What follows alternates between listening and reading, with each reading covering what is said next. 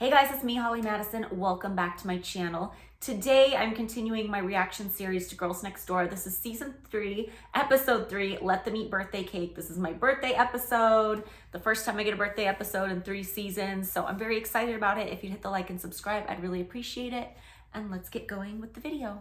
So this episode meant a lot to me because in the first 2 seasons, we see Kendra and Bridget both get a birthday episode. And in the second season, Kendra gets a birthday episode and they both get hometown visits too, but I had never really had an episode that was about me. So this was exciting for me to finally get my birthday episode. And I decided to have a Marie Antoinette themed birthday party because the Sofia Coppola Marie Antoinette movie had just come out and I was obsessed with it. It's still like one of my top 2 favorite movies today. And I'd always been obsessed with like Marie Antoinette and everybody at Versailles in that era. So I was really excited to do this party.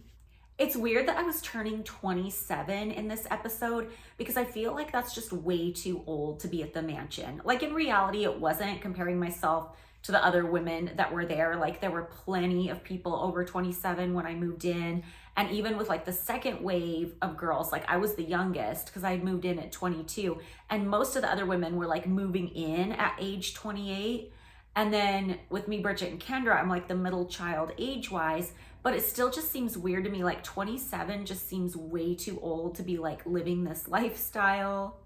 At the beginning of the episode, I'm explaining who Marie Antoinette is for those who don't know. It's showing the mansion kitchen preparing dinner and the pastries, and it all looks so good. Oh my gosh, I love the cake Lori, the pastry chef, is making, and it kind of reminds me of like a real life version of the cake that Bridget popped out of when she did her striptease. It's showing Bryant setting up the pillows for movie night. There would be a row of pillows in front of the couch, in front of the movie screen, and it was like a thing who sat on those pillows. Like Dickie Ban, Hef's friend, sat on one end, and then there was a couple women who sat on the other end, and then playmates could sit in the middle, but God forbid anybody sat in the wrong place. Like that was one thing that the Playboy Mansion had in common with like the court of Versailles, is everyone there was obsessed with like their rank, whether it was like the girlfriends or like a regular guest. And, you know, God forbid somebody sat in the wrong seat, like the biggest faux pas ever. Oh my God, Bridget's showing the gift basket she's putting together for me. And that's all like French themed stuff. And one of them is like a French storybook. And I don't think I have that same book, but I think like I repurchased that book and read it to my kids. I still have it, still reading it. And she got me this book, an adult book, called Queen of Fashion, about Marie Antoinette. And it's one of my favorite books about Marie Antoinette. I've read so many of them. And that is one of my favorites. I would say like Marie Antoinette, the last Queen of France, is like my favorite as far as like the whole story. But Queen of Fashion really gets into some interesting detail about why she did what she did with fashion and how that was like her way of communicating with the people and what an economy just her wardrobe was. It's really interesting. Okay, so Bridget got me a soundtrack for the Crazy Horse Paris. The Crazy Horse Paris is a burlesque show in Paris, a really nice cabaret, and they had a version of it in Vegas, and for a while it was called La Femme. It was at MGM Grand, and we had gone to see it, and I was always talking about how I love the music, but you couldn't find it anywhere because this was back before streaming. Like there was Napster, and that was it, and Napster sure as hell didn't have like the Crazy Horse soundtrack. So there was no way, and they didn't put out a CD, so there was no way for me to find this music. So Bridget called up the show in Vegas and they burned a CD for me. So that was really cool. Like it seems like a weird gift, like, oh, a burned CD, but like back then, like I wanted that music and you couldn't get it. So it was really like a lot of effort for her to go to get that CD. Oh my God, they showed the bassinet in Bridget's room again. If you watch the last episode I did, or 2 episodes ago, I forget which one, but I'm so fascinated by this bassinet because I think it's so weird that she has a bassinet in her room and nobody ever notices it or talks about it, and there's no explanation as to why she has a bassinet, and there's a creepy doll in it, and I want there to be a horror movie about that. Okay, so I'm sitting downstairs talking to Brian about when Hef is going to start the movie, and it shows me texting on this like sideways flip phone. It was called an Envy, and it was the first phone I ever had where I texted. But there weren't very many people to text because back then not a lot of people were texting, so I don't even know who I was texting. Okay, so they are about to reveal the portraits I ordered of me and Hef as Marie Antoinette and Louis XVI. But they weren't really what I was expecting. Like, not to be rude to the artist, I think there was some miscommunication, but like I had said before, like Sofia Coppola's Marie Antoinette had just come out. I loved that movie, loved everything about it, the aesthetic. And there's a montage in that movie where it shows a replica of this really famous painting of Marie Antoinette, the Vigée Lebrun painting where she's in like the blue dress and she's holding a rose. But instead of Marie Antoinette's face, it was Kirsten Dunst's face painted on there. But not like a weird Photoshop or like a print. It was like an artist painted, but with Kirsten Dunst's features. And it was just really well done and really cute. So that's what I envision my things being. But when I open it up, I see that it's kind of like Photoshop and printed out on a canvas. And I thought it was gonna be painted. The Hef one looks better than mine. The Hef one doesn't look as Photoshoppy as mine does. It looks like it could have been painted. And he's also much smaller in the picture, so it just blends better. Yeah, mine's not what I expected. It just looks, you know what it reminds me of? It reminds me of when you go to like an old time tourist attraction and they have like the wooden thing with like a hole cut out of it and you stick your head in and then there's like a beach body underneath you or something. That's what it looks like. It looks like my head is stuck in like a portrait. Because it's just like a photo of me photoshopped onto the painting. It's not my face painted onto the painting. You know what I mean? So we're in Kendra's room now and she's on her laptop and she's ordering shoes from Victoria's Secret. Does Victoria's Secret even still sell shoes? But I think it was 2 episodes ago I was talking about how I used to order almost all my clothes off of Victoria's Secret because they used to have good clothes.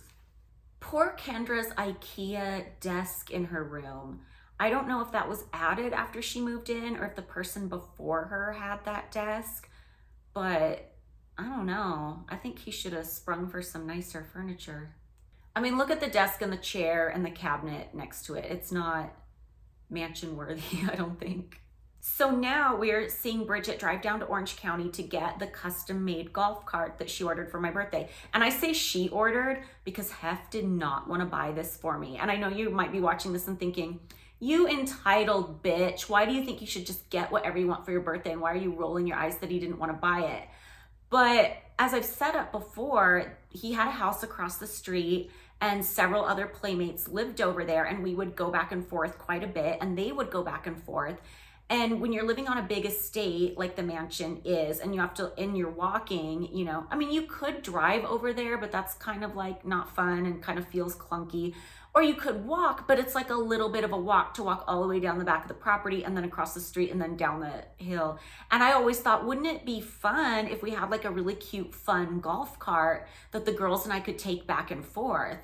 I just thought that would be fun. It would be something, especially if the golf cart was like cute and very, you know, fun and feminine looking. And I just thought it would be like a fun thing to add to the whole. So yeah, it was a gift for me that I got to keep, but at the same time, I felt like it kind of contributed a little bit to the whole bubble, you know, the whole thing. So that was where the idea originated. And I kept saying I wanted this golf cart for my birthday. And Hef did not want to buy it. He thought it was dumb, didn't want to buy it. But Bridget was the one who was like super enthusiastic about like customizing it. And you know, the show was excited about it, so it happened. But I always kind of think of it more as like a gift from Bridget rather than him because he was so like anti the whole thing. And honestly, like you can think what you want. You can think I'm entitled for thinking I should get a golf cart for my birthday, but like, he wanted to be surrounded by multiple girlfriends. Like that was his whole PR thing. And I think I did the job as best I could and better than anybody else. So I think I deserved that golf cart. So there. Okay, the golf cart turned out so cute. Just like the pink seats and everything. Have you guys seen Trisha Paytas got a golf cart that looks exactly like it, but she has like her own logo instead of the Playboy logo? It's so cute. Oh my God, I forgot that on the back of it, it says make every day a holiday. Okay, one time I saw on TikTok somebody saying that it's not open sesame, it's open says me. And I was like, is that one of those fake facts? I don't know, but I'm watching this show and Bridget and Hef are walking over to the Playmate house And right as the gate opens, he goes, "Open sesame." And I don't know if that's just his way of saying that, because he sometimes, you know, Chicago accent and would have like his own way of saying things. Or does he really mean says me? And was he just like riffing on that? And like, did he just think that was a funny thing to say? Or did it originate like that? I don't know. I need to look this up. I need to get into the history of the saying. Oh my God, so Hank, one of the people who worked at the mansion, was driving the golf cart around and he goes, "I can't see in this, but I look cute in it." And I love that. My favorite, not my favorite thing, but one of the favorite things I was surprised with was somehow they found like a giant guillotine. Maybe it was a prop they used for the Halloween party at one point and put it in the front yard. I thought that was kind of amazing. I'm wearing my pink fuzzy boots, which are kind of like Uggs, but they weren't. They were just pink fuzzy. And I love those things. I would still wear them if I had them now. So I had outfits for everybody for the costume party. And for Kendra, like I knew she wasn't gonna wanna dress up because it's just like not her style. She's not into wearing like princess outfits or things like that. And she didn't really like dressing up in theme for anything that much. And I happened to have like a short Snow White outfit that I wore before for some Halloween function. And I thought, well, I could give her that one because A, it's way more comfortable. Like it's way less elaborate than the ones I gave to the other girls, but like I know Kendra doesn't want to wear it. And it's more comfortable and it's blue and yellow, so it's Chargers colors. Because if there's one thing I noticed about Kendra, she would be like super not into doing certain things unless she could like put a spin on it that like made it her own or like made it sports themed or something. So I gave her that outfit to wear, but I didn't care if she dressed up, honestly. Like if she wanted to show up in like flannel pajamas, like I don't care. Like it's not a big deal. I, you know, didn't expect it. But at the same time, like I have to have something for her because I'm not going to give something to everybody else and not her. And also like if I didn't, even if I was like, oh, I know she's not going to dress up, so why bother? Like I would have gotten in trouble for that. Like all of a sudden Hef would have seen her not dressed up and been upset about it and it would have been all my fault. You know what I mean? So that was, it was just the best I could do, honestly. Cakes are so different these days. Like I know I've said this before. I've talked about how, you know, like for my kids' birthdays, I always order like these elaborate cakes that are like in the shape of something else entirely. But back then people weren't really doing that. Like Hef used to always get us for our birthdays and even for his birthday, just like a sheet cake that had like our photo printed on it in like sugar paper. And back then that was considered elite. You know what I mean? Like not necessarily like a 5-star cake, but that was kind of considered like the best you could do. So I had Lori make a 3-tier, like very pretty cake. Kind of reminds me of like the big cake that Bridget jumped out of for her striptease last season. But yeah, it's just different what was considered like, not that that wasn't a good cake, but it's just funny what was considered like a good cake back then. Whereas like now you would get like this work of art that just looks like something totally different. It's just funny how times change. I found like a fingerprint in the cake and I immediately blame Bridget because she's been caught fingering cakes before. And I don't know if she actually had or not, or if I just thought that was something funny to say, but it just sounds so funny. Fingering cakes. That sounds like a weird kink. Like cake sitting. Have you ever heard of cake sitting? I'm not gonna get into it here. It's weird because as they show Allison and Sarah, 2 playmates from across the street, changing, in my interview, I'm explaining like, I just have so many friends that live nearby and I want to take advantage of that and have them over to the party. And I feel like what a dumb, obvious thing to explain. And I feel like they asked me something similar on my anniversary episode when we have all the girls over, because I think they really want to portray me as like super jealous and possessive. And it kind of like goes against their preconceived notion of me when I want other girls around, like to hang out as my friends. Like they want me to be this really jealous person. So it's like they're asking me like, why do you want the girls to come over? And that's just duh, obvious. Like when you have a birthday party, you want your girlfriends to come.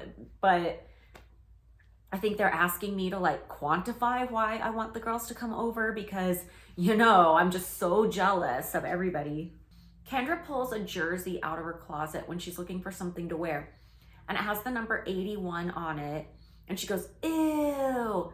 And I'm wondering what the reference was. Like, why would she have a jersey of like a player she doesn't like? So Bridget is helping me get dressed. You cannot put this outfit on by yourself at all. And I always film my content when I'm home alone, so it's just sitting in the background. Otherwise I would have wore it for you. Oh my God, so in Bridget's interview, in the background, it has her night table and there's some knickknacks on it.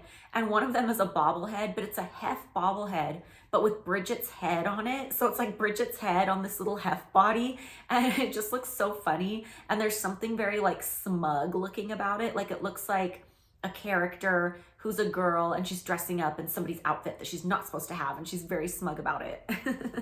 I had my dress made at Trashy Lingerie. I designed it based on one of the dresses Kirsten Dunst wears in the Marie Antoinette movie. So Kendra ends up wearing this pirate costume that is actually like frillier and nicer than the one I gave her, and not what I would have expected her to pick. And I'm not really sure why she likes it better than the other one, but it's a whole scene of her like digging through her room and trying on clothes. And I don't know if that's something the producers encouraged her to do, because if you watch this show, there's a trope on this show where they spend a lot of time with Kendra getting dressed and trying on clothes and running around naked while she's trying clothes and booty shaking while she's trying clothes. And I don't know if that's something they felt they had to have every couple episodes or what, but I don't know. Oh my God, the staff is so funny because they're all wearing white powdered wigs. That was Brian's idea, and it was just so funny. So the golf cart has been revealed. I'm driving the golf cart around with Hef and Bridget and Kendra in it. It's so fun. I feel like between the golf cart and the cruisin' coolers that we had in the last episode, we have some fun little modes of transportation in the mansion world now. All the girls look so cute dressed up, and Sarah and Janine came in the funniest wigs. It was so fun. Like, it's so fun to see people you know in everyday life just like surprise you and dress up, and like the staff with the wigs and Sarah and Janine with the wigs. It's so fun. Oh my gosh, so Allison brought her pug over because Marie Antoinette had a pug in real life named Mops. And one of my first trips to Versailles, I bought this children's book, and it's called Moi and Marie Antoinette, and it's Marie Antoinette's story. I mean, not the end of her life, but Marie Antoinette's story up until she has kids, told through the eyes of her pug. And it's one of my favorite things to read to my kids because I have a whole character voice I do when I'm the pug. Like, he's very like full of himself, and it's just the most fun book. I love it so much. So we're seeing like the usual cast of characters, the usual playmates we've been hanging out with recently in these episodes, but also like our friend Lindsay came over, and she doesn't have anything to do with the Playboy world. So it just says on her lower third, it said Lindsay, friend. Man, I bet they were struggling trying to figure out what to write under her name since she wasn't one of Hef's ex-girlfriends or a playmate. It just always bugs me, in case you haven't watched my reaction videos before, how with Crystal Camden and Stacey Burke, it's always like Hef's former girlfriend, like as if that's all they're reduced to. And like, it's not enough that they're our friend. And also there's another playmate at my party who was somebody that we didn't really hang out with that much. She was a playmate during one of my first couple of years living at the mansion, and she was never like a close friend or anything. And I was kind of surprised to see her. She must have been staying at the mansion to do some kind of work or promo shoot or something, because she wasn't really part of the inner circle. But recently she did some kind of interview about me where she's like, oh, Holly is lying because she was always so happy up there. What do people do when they're depressed and miserable? Do they show up to the social events bawling and confessing all their depressed and suicidal thoughts to everybody at the party? Not usually. You would think somebody was unhinged if they did that. So I'm not really big on people that I've never even had a one-on-one conversation with trying to say they knew what was going on in my head 15 years ago, when all they did was ever see me at social events. Like, when all they ever did was see me at social events. And granted, even walking downstairs at the mansion was a social event. Like, imagine living somewhere where it's private property technically, but you could walk downstairs and you never know who's going to be there. It's going to be one of Hef's guests or somebody working for Playboy or some guest having a tour or something. So it's a strange way to live if you think about it. But anytime you go down those stairs, you have to be ready to like put on a face because you might see a stranger. You know what I mean? I mean, I would never claim to ever know what was going on in that girl's head. That's how little I know her, but she's an expert on me. Anyway, let me keep going. Oh, I forgot the Marie Antoinette Barbie was put on top of the cake. I still have the Marie Antoinette Barbie somewhere, and she is just the prettiest Barbie I've ever seen. So there's a couple, Jeff and Jennifer. They won a contest to come to the mansion, and the event they came to was my birthday party. And I don't remember what this contest was. I didn't have anything to do with it. I think it was probably like something the network probably did, but there they were. Oh my God, they're showing the food at the buffet and it just looks so good. I've mentioned this before in my recaps, but I loved it when we could do a themed dinner night. Like every year for his birthday, Hef would have Casablanca night and everything was like themed Casablanca. There was like champagne and caviar after the movie. And I don't remember if it was for Kendra's birthday or what it was for, but we did like an Italian night where they had like a red and white checkerboard tablecloth over the table and like all Italian food. And there was like a mafia movie. And then this was like my theme night for my birthday and everything was like French themed and the dinner just looks so good. So somebody has asked me in one of my Q&As why I sat the contest winner couple at a table by themselves, because the way the mansion dining room was set up was there was like one big long table and then there was a smaller round table over in like a nook where there was windows, and then there was like just a 2-seater table. And I don't think I was in charge of that. I think somebody else did the seating. But if I had chosen to sit them there, I would have done that because I'm so antisocial that I would be more comfortable if I went to a contest party that I didn't know anybody. I would want to have like my own little table because they're still in the big room with everybody and they were introduced to everybody and stuff, but I would want like my own little space where I could feel safe because that's how I am. But I don't think I was in charge of it. I don't think I did the seating. I think probably the show did everything with the contest winners because I didn't have anything to do with the contest. They showed up dressed up in like party rental costumes that fit the theme. So I don't think I sat them. But if I did, it would be because I'd be more comfortable at the 2-seater table. Oh my God, I had this funny gift. It's this tiny plastic Marie Antoinette doll and you push a button and her head pops off. And then near the end of the episode, they have me saying, I just think the last couple of years have brought so many great opportunities and I think next year is gonna be even better.